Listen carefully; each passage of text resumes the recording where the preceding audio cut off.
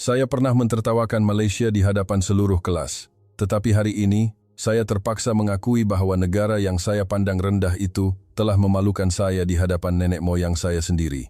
Di Kaherah, kami dibesarkan dengan kebanggaan bahwa kami adalah pewaris piramid, warisan Sungai Nil. Sejarah 5.000 tahun mengajar kami untuk percaya bahwa keagungan hanya wujud di Greece, Rom atau Istanbul. Manakala Malaysia hanyalah sebuah destinasi pelancongan murah, penuh dengan pelancong kulit putih, pantai, pusat beli belah, kesesakan lalu lintas yang teruk, dan tiada apa-apa yang setanding dengan keturunan Firaun seperti kami. Pada hari guru kami mengumumkan bahwa lawatan sambil belajar tahun ini adalah ke Kuala Lumpur. Seluruh kelas ketawa terbahak-bahak seolah-olah ia satu jenaka yang tidak masuk akal. Tiada siapa yang tahu bahwa bandar yang kami fikir tiada apa-apa untuk dipelajari itu bakal memberikan kami pengajaran yang paling pedih, bahwa kekuatan sejati bukanlah terletak pada kegemilangan masa lalu, tetapi pada cara masyarakatnya melayani satu sama lain secara diam-diam setiap hari. Apabila gelak tawa di dalam kelas mula reda, kesunyian yang menyusul terasa lebih berat daripada hingar-bingar tadi. Cikgu Hasan berdiri membelakangi kami di hadapan papan hitam. Kapur di tangannya bergetar sedikit sebelum dia menggariskan perkataan Malaysia dengan perlahan, seolah-olah mahu kami melihatnya dengan lebih jelas sekali lagi. Sudah habis? Suaranya tenang, tetapi cukup untuk membuatkan seluruh kelas terdiam serta-merta. Ahmed, yang duduk di sebelah saya, memecah kesunyian terlebih dahulu. Cikgu, saya rasa mesti ada salah faham, katanya sambil mengangkat bahu. Kita dilatih untuk menjadi pemimpin generasi baru Mesir. Pergi ke Rom, Athens, atau Istanbul, itu masuk akal. Tapi Kuala Lumpur, bandar yang sesak dengan pelancong murah, apa yang boleh kami pelajari dari tempat seperti itu? Ramai pelajar mengangguk setuju. Suara bisikan mula kedengaran lagi. Fatima di meja hadapan membuka sebuah majalah pelancongan berbahasa Prancis, menyelak ke halaman yang memaparkan destinasi di Asia, lalu menunjukkannya kepada rakan-rakannya. Lihat, Malaysia di sini. Langkawi, Pulau Pinang, Sipadan. Pantainya memang cantik, tapi adakah kita akan membina masa depan kita dengan berjemur di tepi pantai? Dia ketawa kecil. Kita ini keturunan Firaun, bukan pengembara bajet dari Eropa. Yusuf tidak ketawa. Dia merenung tablet di tangannya. Angka-angka kos, masa perjalanan, dan peta perbandingan antara Eropa dan Asia tersusun rapi. Tiket ke Eropa dan ke Kuala Lumpur tidak banyak beza. Tapi penerbangannya lebih lama, lebih berisiko, katanya dengan nada dingin.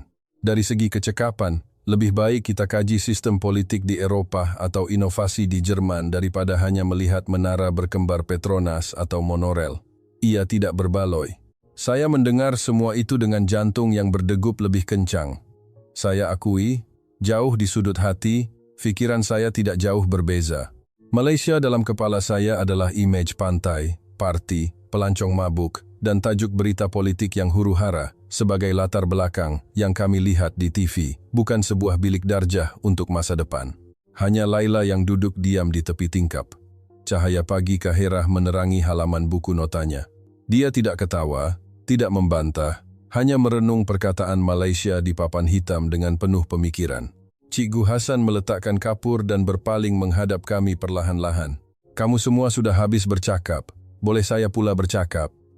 Suaranya tidak kuat, tetapi cukup tegas untuk membuatkan seluruh kelas senyap sunyi. Kamu semua bangga dengan piramid, bukan? Dengan Sungai Nil, dengan Firaun, dengan sejarah 5.000 tahun? Dia tersenyum sinis. Saya juga bangga. Tapi jangan lupa, orang yang asyik bercakap tentang masa lalu mungkin tiada apa-apa lagi untuk diperkatakan pada masa hadapan. Dia berjalan perlahan di hadapan kelas, matanya meneliti setiap barisan. Malaysia yang kamu ketawakan hari ini adalah salah sebuah negara yang menerima jutaan pelancong dari seluruh dunia, menjaga masyarakat berbilang agama dan bangsa setiap tahun, namun bandarnya masih mampu tersenyum, kedai-kedai masih dibuka, laungan azan di masjid masih bergema subuh hari, dan warga emas serta wanita muda masih boleh pulang ke rumah dengan selamat pada waktu malam. Kamu hanya nampak pantai dan pusat beli belahnya. Tetapi adakah kamu nampak hati budi mereka? Perkataan hati budi yang keluar dari mulut cikgu membuatkan sesuatu di dalam dada saya tersentak. Kenapa Kuala Lumpur? Fatima masih tidak mau mengalah. Kenapa bukan Athens atau sekurang-kurangnya Paris? Cikgu Hasan berhenti di hadapan peta dunia yang tergantung di sudut bilik. Jarinya menyentuh Mesir, lalu meluncur jauh ke Asia Tenggara. Kerana kamu terlalu kenal Eropa. Dari film, dari media sosial, dari iklan, jawabnya. Tetapi kamu langsung tidak kenal Asia, jiran benua kita. Kamu pikir mereka lebih miskin, lebih keliru, lebih primitif, berdasarkan berita. Jika kita mahu menjadi pemimpin generasi baru Mesir, kita mesti berani melihat dunia dari sudut yang kebanyakan orang tidak mahu lihat. Dia berpaling kembali kepada perkataan Malaysia. Malaysia bukan sekadar pantai, bukan sekadar menara berkembar, bukan sekadar gambar kesesakan lalu lintas dalam berita antara bangsa. Katanya perlahan, ia adalah negara yang mempunyai dua konsep yang sangat penting, budi bahasa dan bertimbang rasa. Masyarakat di sana menggerakkan seluruh bandar dengan dua perkara ini. Saya mau kamu pergi dan lihat sendiri apa maknanya. Bunyi kerusi berkeriut perlahan datang dari sudut bilik. Laila bergerak, menulis sesuatu di dalam buku notanya. Saya tidak nampak dengan jelas apa yang ditulisnya, tetapi wajahnya yang tenang kelihatan lebih berfikir daripada yang lain. Ahmed masih merungut, tapi bola sepak bertaraf dunia ada di Eropa. Yusuf masih melihat angka-angka di tabletnya dengan rasa kesal. Fatima masih membayangkan pusat beli belah mewah di Dubai dan jalan-jalan membeli belah di Paris. Tetapi bagi saya, imej Kuala Lumpur yang penuh dengan pelancong mabuk mula goyah sedikit apabila cikgu menyebut perkataan budi bahasa dan bertimbang rasa. Kerana di bandar kami sendiri, Kaherah yang kami cintai, perkara seperti itu semakin sukar ditemui setiap hari. Perjalanan ini bukanlah satu ganjaran, kata Cikgu Hasan sebagai penutup. Ia adalah satu ujian. Ujian sama ada kamu cukup berani untuk mengakui bahwa negara yang pernah kamu pandang rendah mungkin mempunyai sesuatu yang mereka lakukan lebih baik daripada kita hari ini. Kalau kamu mau ketawa, ketawalah sepuas-puasnya sekarang. Kerana apabila kamu pulang nanti, hati kamu mungkin tidak akan berani lagi untuk ketawa seperti itu. Seluruh kelas senyap. Saya memandang perkataan Malaysia di papan hitam sekali lagi dan merasakan ia bukan lagi sekadar nama sebuah negara. Ia seolah-olah menjadi sebuah cermin yang kami perlu berdiri di hadapannya dan melihat diri kami sendiri. Pagi hari keberangkatan, lapangan terbang antarabangsa Kaherah bergema dengan suara pengumuman, bunyi roda beg pakaian bergeser di lantai, dan bunyi hon kenderaan dari jalan raya di luar yang menusuk masuk, seolah-olah mengingatkan kami bahwa inilah bandar Firaun yang pernah kami banggakan. Saya memandang siling tinggi yang berdebu sambil menyindir diri sendiri dalam hati, bahwa dalam beberapa jam lagi, saya akan terbang ke sebuah negara yang pernah saya labelkan sebagai pelancongan murah dengan begitu mudah. Di kaunter daftar masuk, keadaan semakin riuh. Keluarga Ahmed tiba dengan suara ayahnya yang lantang memenuhi separuh dewan. Malaysia? Ayah tak faham, katanya dengan nada tegas. Kamu bakal jadi pemain bola sepak profesional. Kenapa buang masa berhari-hari untuk lihat pusat beli belah dan orang mabuk di Bukit Bintang? Kalau ke Eropa, ayah masih boleh terima. Ahmed cuba berdalih. Pergi makan nasi lemak lepas tu baliklah ayah. Jangan risau. Tetapi saya nampak riak, tidak puas hati dan tekanan di matanya dengan jelas. Di sebelahnya, Ibu Fatima memeluk erat anaknya. Kamu pasti sayang? Ibu baca berita, ramai orang, jalan sesak, banjir, makanan pedas. Ibu takut kamu sakit, katanya sambil mengesat air mata. Kalau pergi ke Rom, ibu lebih tenang. Fatima cuba tersenyum. Jangan takut ibu. Adik bawa 3 botol pembersih tangan dan sekotak besar ubat. Kalau tak bersih, adik takkan sentuh langsung. Tetapi suaranya sedikit bergetar. Yusuf berdiri mendengar ibu bapanya bercakap dengan nada yang tenang hingga terasa dingin. Kos perjalanan ini bukan sedikit, kata ayahnya. Kalau kamu balik dan hanya dapat cerita tentang masjid yang cantik dan laut yang indah, ayah anggap ia tidak berbaloi. Kamu mesti pulang dengan pemahaman baru yang praktikal. Yusuf mengangguk. Dia tidak menjawab panjang, hanya menunduk melihat angka pada papan perlepasan dan berbisik kepada diri sendiri. Nanti kita akan tahu ia berbaloi atau tidak. Manakala Laila, datuknya yang menghantarnya. Seorang lelaki tua berkot usang yang telah melalui panas dan debu Kaherah selama berpuluh-puluh tahun. Dia meletakkan tangannya di bahu cucunya dengan lembut. Kita bangga dengan piramid, dengan sungai Nil, itu bagus, katanya lembut. Tapi jangan lupa, dunia tidak hanya berputar di sekeliling Mesir. Pergi lihat dengan mata sendiri bagaimana negara yang kita anggap lebih kecil itu hidup, kemudian pulang dan tanya diri semula bagaimana kita mahu melangkah ke hadapan dalam abad ini. Laila mendengar dalam diam, matanya memancarkan gabungan rasa takut dan teruja. Setelah melalui imigresen dan pemeriksaan keselamatan, kami menaiki pesawat, gurun keemasan, dan jalur sungai Nil perlahan-lahan menjauh di bawah sayap pesawat.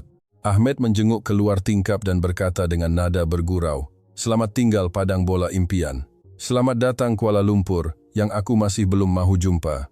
Tawa kecil kedengaran di kalangan kami, tetapi ia tawa yang tidak yakin. Semasa penerbangan, jam demi jam berlalu perlahan. Lampu kabin dimalapkan, sesetengah penumpang tidur, yang lain menonton film. Fatima membuka klip ulasan kafe di Kuala Lumpur dari YouTube. Warna-warni yang terang, menu yang manis, bangunan pencakar langit, pusat beli belah besar, musik yang kuat. Saya melihat riak wajahnya yang ragu-ragu, tidak pasti sama ada teruja atau jemu. Yusuf membuka peta laluan LRT dan MRT, dengan pandangan seorang penganalisis sistem, bukan seorang pelancong. Laila membuka buku sejarah Mesir, tetapi pandangannya menerawang jauh, mungkin sedang teringat-ingat kata-kata Cikgu Hasan. Budi bahasa dan bertimbang rasa. Dua konsep dari bahasa yang sepatah pun dia tidak tahu. Apabila kapten mengumumkan persediaan untuk mendarat di lapangan terbang antarabangsa Kuala Lumpur KLIA, saya mengetatkan tali pinggang keledar. Jantung saya berdegup kencang, tidak tahu sama ada kerana teruja atau takut. Di luar tingkap adalah kegelapan malam yang ditebuk oleh garisan cahaya oren dari lebuh raya dan gugusan cahaya putih dari bangunan-bangunan yang tersusun rapi. Daratan yang pernah kami anggap tidak bermakna itu rupanya dipenuhi dengan nafas jutaan manusia. Pesawat mendarat di landasan dengan lebih lancar daripada yang saya sangkakan. Bunyi roda bergeser dengan permukaan hanya seketika sebelum semuanya senyap. Pintu pesawat terbuka. Udara sejuk dari bangunan terminal menerpa masuk menggantikan bau hapak di dalam kabin. Kami berjalan melalui jambatan udara ke dalam bangunan yang terang benderang. Dinding kaca yang tinggi hingga hampir tidak kelihatan penghujungnya, siling melengkung seperti sayap burung logam yang terbentang menyambut kami. Perkara pertama yang membuatkan saya berhenti bukanlah replika atau seni bina tempatan, tetapi papan tanda di atas kepala saya. Bahasa Melayu, bahasa Inggris, bahasa Cina, bahasa Jepun, dan di satu sudut tertera tulisan Arab yang kecil. Saya merasakan seolah-olah bahasa kami, yang saya fikir begitu jauh dari Asia Tenggara, tiba-tiba ditulis dengan penuh sopan di tengah-tengah cahaya lapangan terbang ini. Kaki tangan lapangan terbang berseragam kemas berbaris, memakai sarung tangan putih, sesetengah mereka tersenyum lebar kepada penumpang yang lalu lalang. Ucapan selamat datang dan terima kasih silih berganti dengan bahasa Inggris berlohat Melayu yang walaupun tidak sempurna, penuh dengan keikhlasan. Kami berjalan mengikut laluan menuju ke counter imigresen. Barisan yang panjang tetapi teratur. Orang ramai berdiri dengan jarak, tidak menolak, tidak berebut. Tiada suara jeritan, tiada tangan yang melambai-lambai membantah. Hanya bunyi beg pakaian yang diseret perlahan dan suara pengumuman dari pembesar suara. Ahmed berbisik kepada saya, "Lapangan terbang di Asia yang kita ketawakan ini lebih bersih daripada yang kita sangka, kan?" Fatima melihat ke kiri dan ke kanan, seolah-olah mencari kelemahan, tetapi tidak menemui apa-apa untuk dirungutkan seperti yang dijangkanya. Yusuf melihat kaunter imigresen yang dibuka banyak, pegawai bekerja dengan cepat tetapi tidak tergesa-gesa. Dia tidak berkata apa-apa, hanya mengeluarkan teleponnya untuk mencatat masa ketibaan dan mengeluarkan bunyi perlahan, seolah-olah memikirkan sesuatu. Laila melihat tulisan Arab di papan tanda sekali lagi dan berkata perlahan kepada saya, "Mungkin negara yang hampir tidak pernah kita sebut dalam kelas sejarah ini lebih menghormati kita daripada yang kita fikirkan." Saya tidak menjawab apa-apa. Saya hanya merasakan bahwa langkah pertama di bumi KLIA pada hari itu bukan sekadar langkah memasuki sebuah negara baru. Ia adalah langkah pertama yang menyebabkan tembok keangkuhan di dalam hati kami retak sedikit, tanpa kami sedari. Setelah melepasi counter imigresen, kami tiba di dewan ketibaan yang luas dan terang. Cahaya putih memantul pada lantai yang berkilat, hinggakan saya dapat melihat kasut saya dengan lebih jelas berbanding ketika di Kahirah. Bau udara sejuk bercampur dengan haruman lembut seperti serai atau pandan terapung di udara, membuatkan saya terasa seperti berada di dunia lain, bukan lagi dunia gurun dan asap kendaraan. Selepas ini, kita akan ke bandar menaiki kereta api dari lapangan terbang KLIA Express. Satu suara berbahasa Inggris yang jelas kedengaran dari belakang. Kami berpaling dan melihat seorang lelaki Malaysia berbadan sederhana, memakai kemeja biru dan tanda nama Azman, pemandu pelancong kami. Dia menundukkan sedikit kepalanya kepada Cikgu Hasan, dan kami semua sambil tersenyum, senyuman yang membuatkan dewan yang luas itu terasa lebih mesra. Kami mengikut papan tanda KLIA Express yang tergantung di atas. Anak panah biru menunjukkan arah dengan jelas.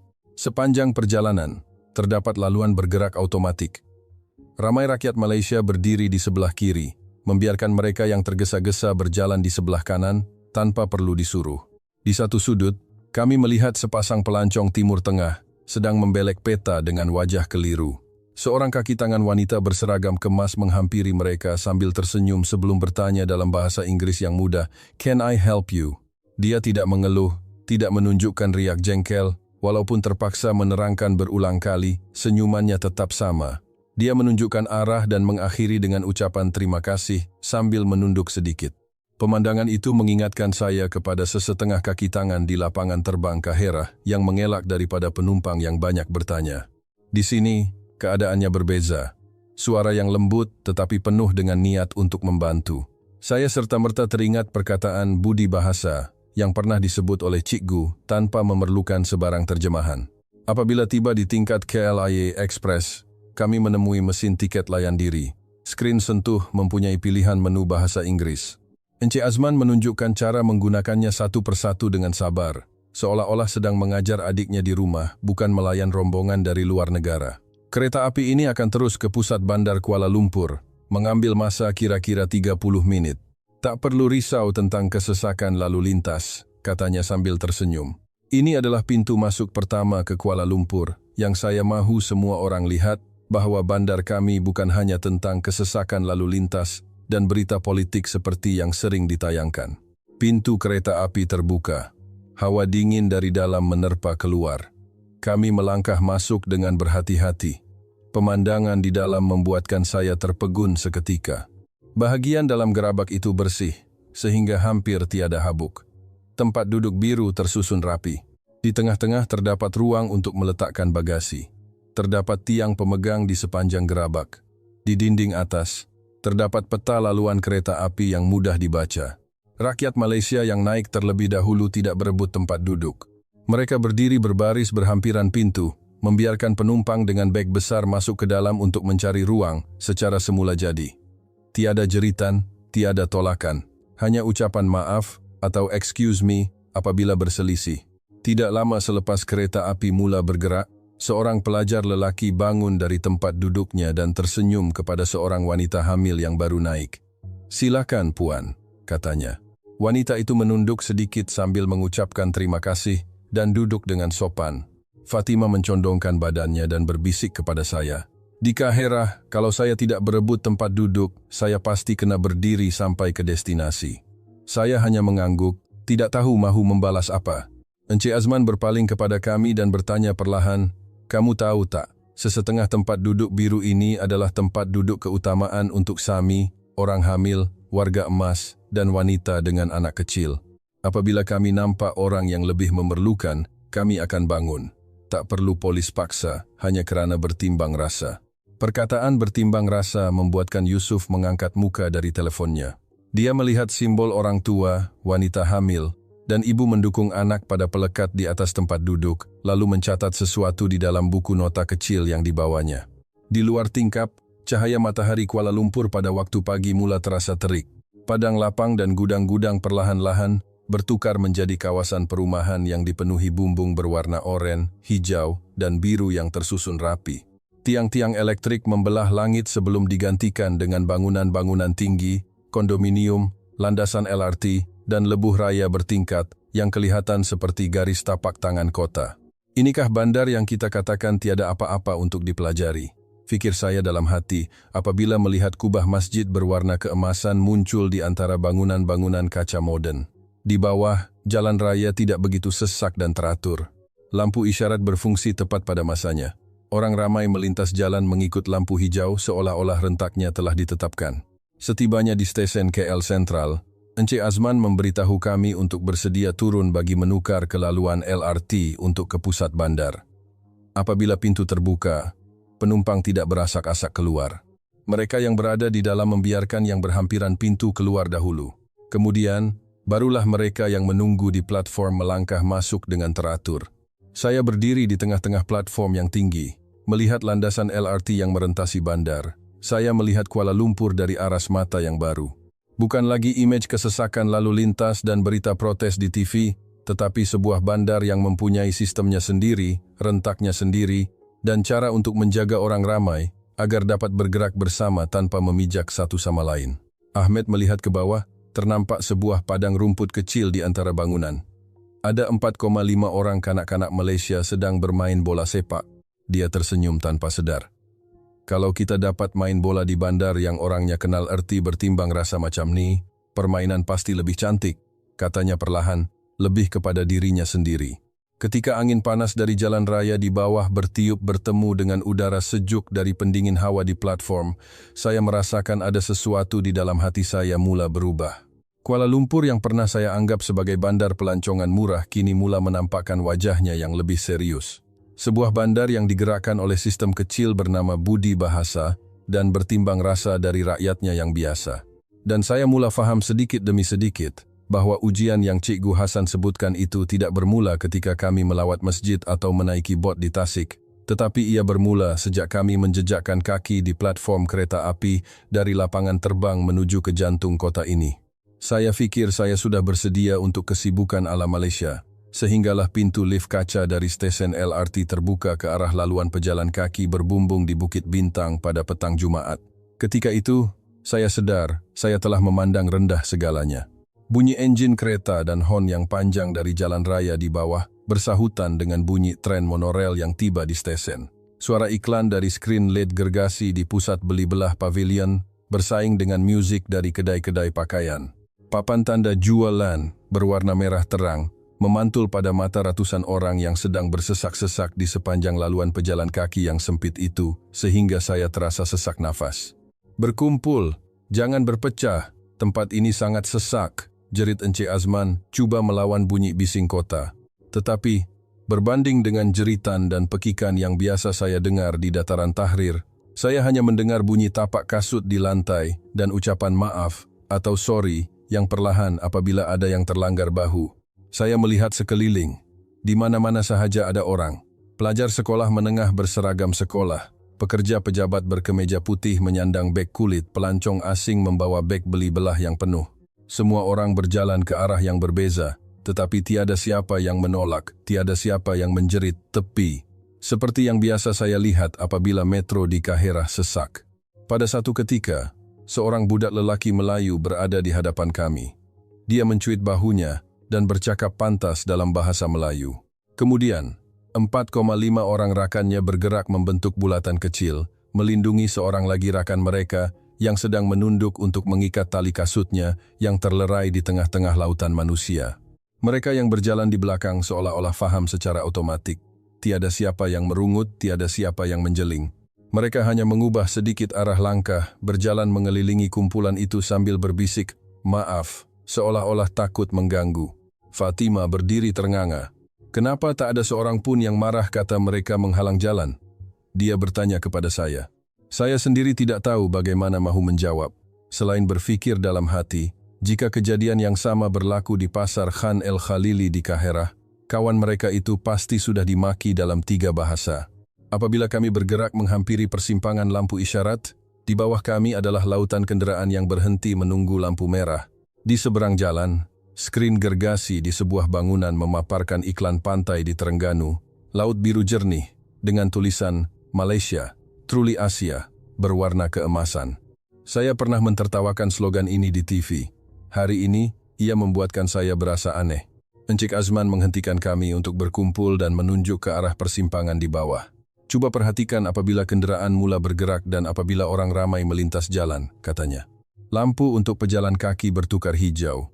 Kumpulan besar orang yang menunggu di tepi jalan terus meluru ke lintasan belang, seolah-olah ada yang memberi arahan. Tetapi apa yang membuatkan saya kagum bukanlah jumlah orang, tetapi keteraturan dalam kesesakan itu. Semua orang berjalan dengan rentak yang hampir sama, mengubah sedikit sudut kaki untuk mengelak satu sama lain tanpa perlu berpandangan. Tiada yang berhenti untuk mengambil gambar di tengah jalan, tiada yang menolak sesiapa. Penunggang motosikal yang berhenti di garisan putih pun tidak mencelah masuk ke dalam kumpulan pejalan kaki seperti yang biasa saya lihat di negara saya. Semuanya seperti ombak yang bertemu dan bersatu tanpa pecah bersepah. Kalau di Kahera, sekarang ni mesti dah ada sekurang-kurangnya 2 orang yang jatuh, kata Ahmed perlahan tetapi serius. Dia membelek rantai kunci berbentuk bola sepak di tangannya dan menyambung. Macam permainan bola sepak, semua orang tahu kedudukan masing-masing. Walaupun tiada juru latih yang menjerit di tepi padang. Yusuf mengeluarkan buku nota kecilnya dan menulis perkataan dalam bahasa Inggris, Invisible System, lalu membulatkannya 2 kali. Saya berpaling kepada Encik Azman. Dia tersenyum nipis, seolah-olah dapat membaca fikiran kami. Kuala Lumpur nampak sibuk, tapi apabila orang Malaysia kata sibuk, kami tidak semestinya maksudkan huru-hara. Dia mula menjelaskan. Di jalan raya, di laluan pejalan kaki, di dalam tren, kami cuba fikirkan orang lain sambil fikirkan diri sendiri. Kalau kita jalan laju, kita ke tepi. Kalau kita tahu kita menghalang, kita beri laluan. Tiada siapa yang suruh, tapi kami buat sebab bertimbang rasa. Dia berpaling kepada kami. Perkataan bertimbang rasa sukar diterjemah secara langsung. Tapi bagi orang Malaysia, ia bermaksud kita sedar bagaimana tindakan kita memberi kesan kepada orang lain, dan kita memilih untuk melakukan perkara yang paling kurang menyusahkan hati mereka. Penjelasan itu membuatkan bunyi bising di sekeliling, seolah-olah lenyap seketika. Saya melihat lautan manusia di bawah kaki saya sekali lagi. Kali ini, bukan hanya orang ramai yang sedang melintas jalan, tetapi sebuah sistem besar yang disokong oleh ribuan hati kecil yang saling menjaga secara diam-diam. Fatima, yang dahulunya hanya berminat dengan reka bentuk bangunan dan jenama mewah, berkata perlahan, reka bentuk bandar yang sebenar mungkin bukan hanya pada bangunan cantik atau pusat beli belah yang besar, tetapi pada reka bentuk yang membolehkan orang ramai berselisih tanpa merasa mereka kehilangan ruang sendiri. Angin sejuk dari pendingin hawa di laluan pejalan kaki bercampur dengan angin panas dari jalan raya di bawah. Bau makanan dari gerai di tepi jalan naik samar-samar. Gelak tawa remaja Malaysia menyelit di antara bunyi kenderaan. Semua itu bergabung menjadi gambaran Kuala Lumpur yang langsung tidak sama dengan imej di kepala saya ketika berada di dalam kelas di Kahera. Saya bersandar pada pagar besi, memandang ke arah persimpangan yang kini dipenuhi kenderaan yang bergerak. Tiba-tiba, saya faham mengapa Cikgu Hasan memilih untuk membawa kami ke sini. Bandar yang kami anggap murah dan sibuk ini sedang mengajar kami satu pengajaran yang sangat mahal. Pengajaran yang tidak ada dalam mana-mana buku teks di sekolah kami. Bahwa ketertiban yang sebenar bukanlah datang dari arahan yang dilaungkan dari pembesar suara, tetapi ia lahir apabila orang biasa memilih untuk memikirkan orang lain, walau hanya untuk setengah langkah. Setelah penat berdiri melihat lautan manusia di Bukit Bintang, Encik Azman memberitahu kami, petang ini, kita akan ke satu lagi sisi Kuala Lumpur. Kawasan yang orang Malaysia panggil Pusat Bandar Lama, berhampiran Dataran Merdeka dan masjid-masjid penting. Supaya kamu dapat lihat bahawa negara yang kamu fikir hanya ada tempat pelancongan murah ini mempunyai akar yang mendalam. Kami menukar dari LRT ke bas berhawa dingin yang lebih kecil melalui jalan-jalan yang semakin sempit. Bangunan-bangunan tinggi kelabu dan berkaca perlahan-lahan hilang, digantikan dengan bangunan-bangunan kedai lama yang pudar warnanya tetapi bersih. Terdapat pokok-pokok besar yang rendang di tepi jalan. Papan tanda jalan menunjukkan nama-nama seperti Jalan Raja dan Jalan Tun Perak yang hanya pernah saya lihat di internet. Tidak lama kemudian, kami berhenti di hadapan sebuah bangunan ikonik dengan kubah tembaga dan menara jam yang megah berhadapan dengan sebidang padang luas. Bunyi bising kota perlahan-lahan reda sebaik sahaja kami melangkah ke kawasan itu dan menuju ke sebuah masjid lama yang indah di pertemuan 2 sungai. Kita perlu tanggalkan kasut sebelum masuk, kata Encik Azman sambil memimpin kami. Kami meletakkan kasut di atas rak kayu yang tersusun rapi. Lantai marmer yang sejuk menyentuh tapak kaki, membuatkan setiap langkah terasa lebih perlahan secara automatik. Di dalam dewan solat utama, cahaya petang menembusi tingkap-tingkap melengkung, jatuh ke atas tiang-tiang dan permaidani. Suara orang mengaji Al-Quran yang perlahan dan merdu kedengaran sayup-sayup seperti nafas tempat itu sendiri. Beberapa orang jemaah, lelaki dan wanita, sedang duduk berzikir atau membaca Al-Quran. Ada yang memejamkan mata, ada yang berdoa dalam diam. Laila melihat semua itu dengan pandangan yang sama seperti ketika dia melihat masjid-masjid bersejarah di Kaherah. Bezanya, di sini tiada bunyi bising, tiada orang bertengkar tentang tempat letak kereta. Hanya ada kesunyian yang penuh makna. Majoriti rakyat Malaysia beragama Islam. Encik Azman menjelaskan dengan suara perlahan di hadapan Dewan Solat. Tetapi yang penting bukan hanya agama.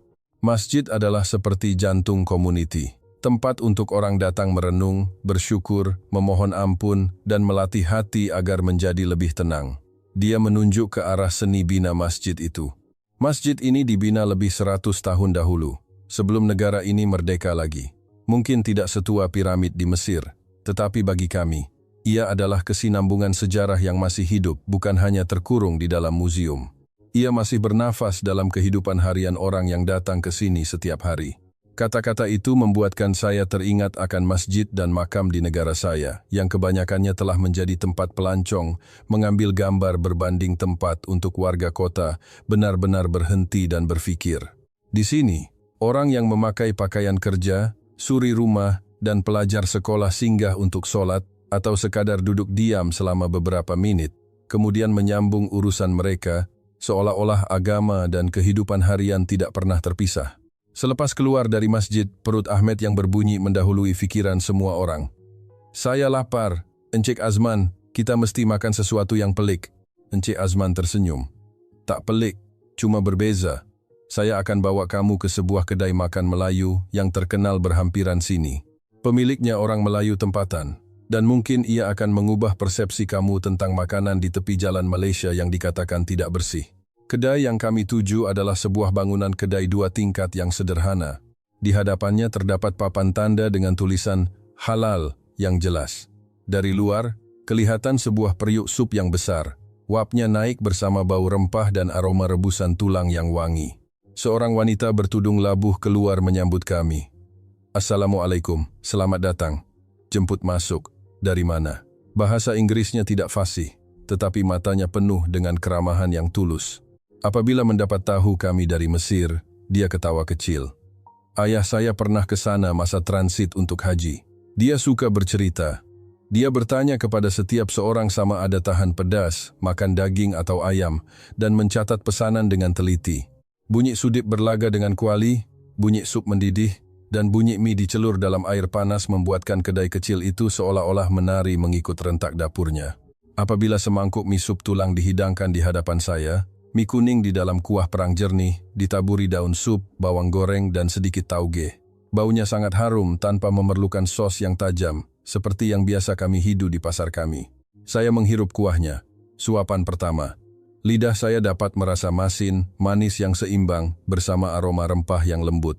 Tidak terlalu kuat, tetapi mempunyai kedalaman rasa yang sukar dijelaskan. Seolah-olah semuanya telah direneh, sehingga hanya tinggal pati yang sebenar. Ia ringkas, tetapi ia jujur, kata Yusuf perlahan, seolah-olah sedang menganalisis satu formula. Tiada yang berlebihan, tiada yang kurang. Selepas mangkuk terakhir dikosongkan, Ahmed mengeluarkan wang untuk meletakkan tip yang lebih di atas dulang. Makanannya sedap, servis pun bagus, katanya. Tetapi wanita pemilik kedai itu segera menolak dengan senyuman lebar. Tak apa, tak payah. Akak gembira kalau kamu semua suka makanan kami. Harga dalam bil tu dah cukup. Servis dari hati, bukan sebab nak tip. Fatima terhenti, tangannya yang mahu meletakkan wang kertas tergantung di udara. Tapi di negara kami, kalau tak bagi tip, pelayan akan buat muka masam. Bisiknya lebih kepada diri sendiri. Wanita itu ketawa kecil. Orang Melayu suka dengan konsep budi bahasa. Kadang-kadang, dengan tidak mengambil kesempatan ke atas orang yang datang dari jauh, itu pun satu bentuk budi bahasa juga. Kamu semua datang dari jauh, dan berani coba makanan kami, itu pun kami dah sangat gembira. Perkataan budi bahasa yang saya dengar sepanjang hari, tiba-tiba mempunyai rasa di dalam mulut saya. Rasa kuah mie sup di kedai itu. Ketika berjalan keluar dari kedai, cahaya lampu malam menyinari kubah masjid yang tidak jauh dari situ. Di sebelahnya, kelihatan bumbung kuil Hindu dan tokong Cina di kejauhan. Laungan azan yang lembut dari surau berdekatan bercampur dengan bunyi loceng dari kuil yang tidak serentak, tetapi anehnya tidak bercanggah seperti yang saya sangkakan. Saya sadar bahwa negara yang kami panggil sebagai destinasi pelancongan murah ini sedang mengajar kami satu pengajaran yang sangat mahal, bahwa sejarah bukan sekadar batu-batu lama yang kita simpan untuk dipamerkan, tetapi ia adalah cara bagaimana satu generasi menyampaikan budi bahasa kepada generasi seterusnya melalui semangkuk mie sup yang lazat, melalui senyuman yang menolak tip, dan melalui layanan yang membuatkan orang asing dari Kaherah merasa tidak terlalu jauh dari rumah. Pagi hari terakhir di KLIA, segalanya terasa lebih senyap berbanding semasa kami tiba. Walaupun suara pengumuman dan bunyi roda beg masih sama, perbezaannya bukan pada bandar itu, tetapi pada hati kami. Saya duduk memerhatikan sebuah pesawat Malaysia Airlines yang terparkir di kejauhan, teringat akan hari pertama di Bukit Bintang, gelak tawa di kedai makan Melayu, dan cahaya lampu di sepanjang sungai berhampiran Masjid Jamek. Semua image itu bertindih sehingga sukar untuk membezakan mana satu pelancongan dan mana satu pengajaran hidup. Apabila pulang ke bilik Darjah di Kaherah, peta dunia di dinding masih sama. Jepun masih di tempatnya, dan Malaysia masih sebuah negara kecil di Asia Tenggara. Tetapi bagi kami, titik kecil itu bukan lagi sebuah destinasi pelancongan murah.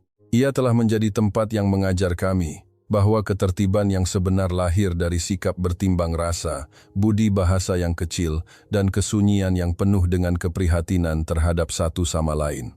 Ahmed mula bercakap tentang bola sepak dengan pandangan yang lebih lembut. Fatima membuka buku lakaran reka bentuknya, yang kini lebih menekankan kepada ruang yang memudahkan orang ramai untuk hidup bersama berbanding kemewahan semata-mata. Yusuf mengeluarkan buku notanya yang tertulis, sistem yang dibina dari hati dan menelitinya setiap hari. Manakala saya mula membuka buku sejarah Malaysia, seiring dengan sejarah Mesir, kerana saya ingin tahu bagaimana setiap bangsa memilih untuk menyambung ingatan mereka. Pada akhirnya, perjalanan ini bukan sahaja membuatkan kami jatuh cinta pada Kuala Lumpur, tetapi ia membuatkan kami berani untuk mempersoalkan prasangka kami sendiri dan percaya pada kuasa kebaikan yang diam-diam, yang tiada siapa rakamkan dalam video. Dan Anda, pernahkah ada negara yang Anda pandang rendah hanya dari beberapa menit berita atau klip pendek di media sosial? Jika ada, mungkin cerita sebenarnya jauh lebih mendalam daripada itu. Jika Anda ingin mendengar lebih banyak cerita seperti ini, cerita yang membawa kita keluar dari prasangka dan kembali mencintai kebaikan biasa dalam diri manusia, sila ikuti saluran kami. Tekan butang suka dan tinggalkan komen untuk berkongsi pandangan Anda. Kerana satu klik kecil dari Anda mungkin menjadi satu lagi bentuk budi bahasa yang membantu cerita-cerita baik ini untuk tersebar lebih jauh daripada yang Anda sangkakan.